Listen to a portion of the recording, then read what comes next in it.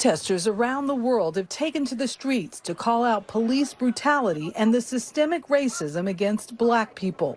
My sign says white silence equals white violence, and I want everybody to recognize that because white people are the people oppressing black people.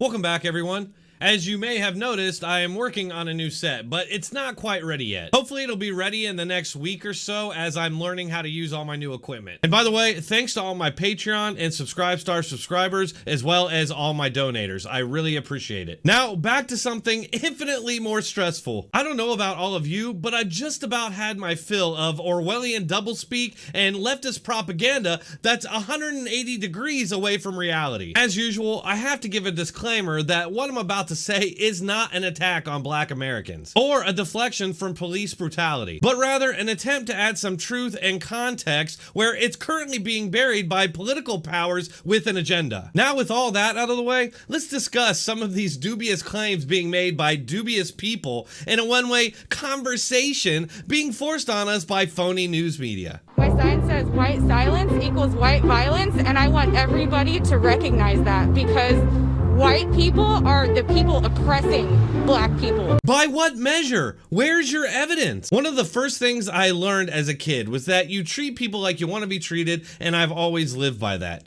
Another thing that I learned is that when you broadly generalize a whole group of people based on nothing but their skin color, that's bad and racist. But for some odd reason, that's the order of the day when we're dealing with virus-infected subhuman whites. It's quite telling that this white girl who is broadly generalizing people that look just like her as monsters, of course giving herself a pass, without a single shred of evidence to back it up. And you know what? I kind of understand it because as white people, I think most of us know that we're raised to feel guilty about being white from the moment we get to kindergarten to the moment we graduate from college. Yes, black people have been mistreated in this country going back hundreds of years. And yes, there are still people who mistreat black people, but are we gonna pretend like this is super common in the year 2020? We're a country of 328 million people. You would think if it was that widespread, we'd see a lot more examples of it. I'll tell you one thing I know for sure, fake hate crimes wouldn't be all the rage if real racism was so easy to find. Yeah, the media can serve up rare examples when they need to push an agenda,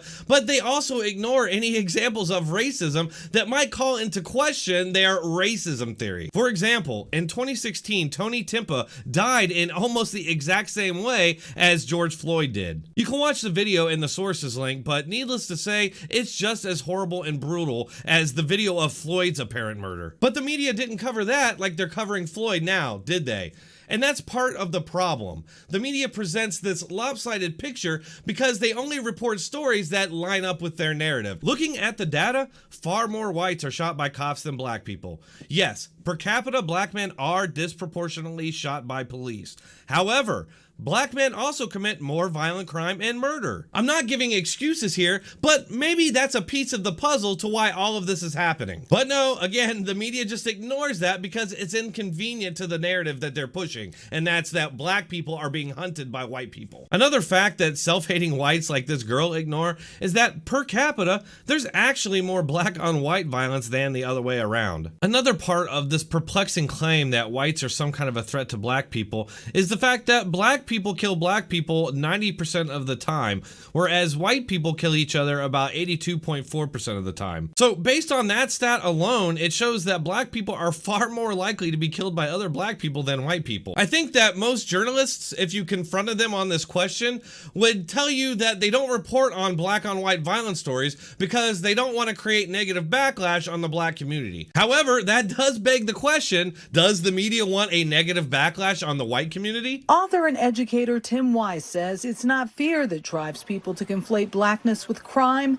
but power and a disregard for some people of color. What the hell? Again, that's quite a judgment to be making about 245 million people, especially when, like I just talked about, the crime statistics are very clear. I really don't believe that most white people see a black person and instantly think they're a criminal out of hand. Perhaps some people think that, but maybe that's just because they encounter more crime involving a black perpetrator.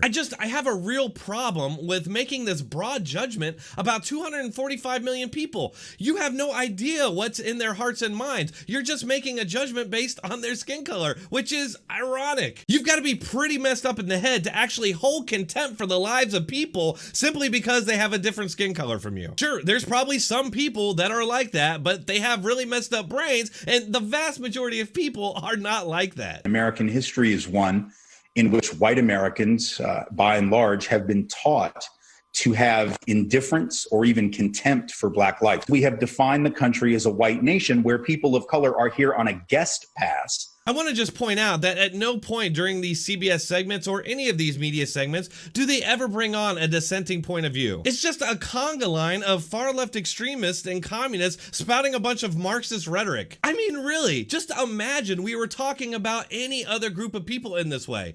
Imagine they were talking about Jewish people. Then the things they were saying would take on a whole new meaning. And the suggestion that America is white only with a guest pass for everybody who's not white is completely absurd. For such a large group of people who hate all people of color, Asians sure are doing pretty well in America. Quite a bit better than white Americans, in fact. Look at this study done showing college graduates by race.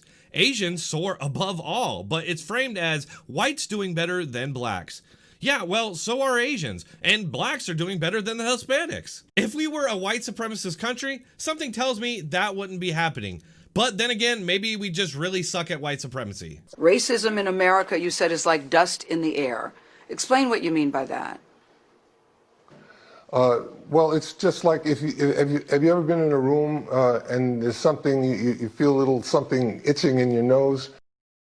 I'm not following. Racism is like that. It's ingrained in our society. What the hell is he talking about? He's rich. He's famous. He's got quite a bit more power and privilege than the average white American. Same goes for Gayle King here, who uses her power to manipulate the country into accepting her political party's agenda. These two rich, privileged Americans who are living the American dream are demonizing 75% of the country as inherently evil monsters. Now that I'm thinking about it, that weird analogy he gave is starting to make more sense to me. That's all for this episode. Please hit that like button, share, and subscribe. If you'd like to support this channel, you can do so on one of these platforms. You can find all the links in the description and pinned comment. Thanks for watching. Keep coming back.